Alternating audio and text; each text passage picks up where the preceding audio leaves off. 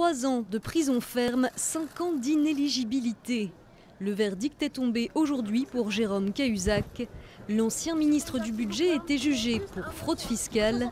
L'affaire avait éclaté en 2012. Le site d'information Mediapart révèle alors que Jérôme Cahuzac, ministre chargé de traquer la fraude fiscale, a dissimulé un compte en Suisse jusqu'en 2010. C'est le plus gros scandale du quinquennat. Sans surprise, Jérôme Cahuzac a fait appel et reste donc libre pour l'instant. À droite. La droite compte désormais une candidate de plus. Michèle Alliot-Marie s'est officiellement lancée dans la course aujourd'hui. Elle s'est déclarée dans un entretien au journal 20 minutes où elle se montre très critique du projet de François Fillon, jugé trop libéral. L'ancienne ministre veut incarner une candidature gaulliste en 2017. Grève.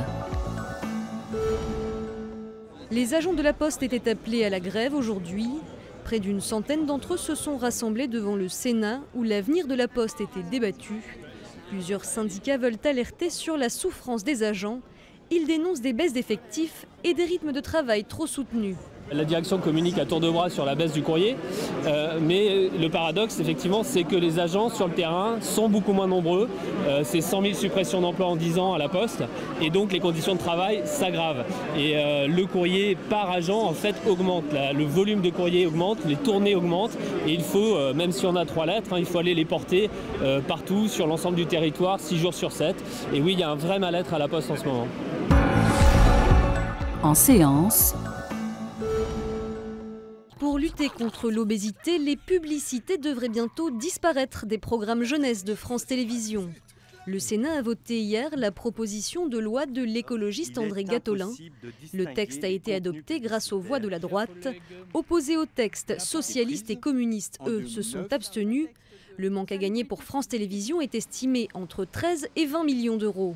La mesure proposée creuse encore l'écart entre secteur public et secteur privé, qui de facto récupérera la manne dont on prive le secteur public, alors que l'investissement des publicitaires sur le secteur enfant se concentre déjà sur le secteur privé.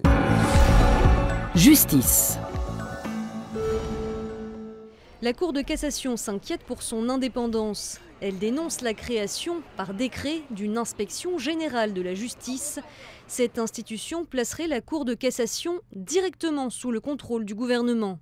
Une grave atteinte à la séparation des pouvoirs pour les 2 plus hauts magistrats de France. Ils ont publié sur les réseaux sociaux une lettre ouverte demandant à être reçus par François Hollande. Leur indignation est partagée par certains élus. C'est plus qu'une erreur, comme on dit souvent, c'est une faute. Si c'est un cadeau d'adieu du Premier ministre Manuel Valls à la magistrature, je crois qu'ils sauront apprécier ce mauvais geste. Au Sénat. Connecter davantage le Sénat aux réseaux sociaux. C'est dans cet objectif qu'un studio mobile a été inauguré aujourd'hui dans le cadre du sommet sur le partenariat pour un gouvernement ouvert. 70 pays y participent pour rendre plus transparente la vie des institutions en permettant aux internautes d'y participer. Ce sont des réflexions centrales, me semble-t-il, pour tout responsable politique, qui doit adapter le fonctionnement des institutions aux moyens technologiques nouveaux et aux attentes de la société, sans perdre de vue les fondamentaux démocratiques et la nécessité de dépasser les turbulences de l'instant pour s'inscrire dans un temps plus long.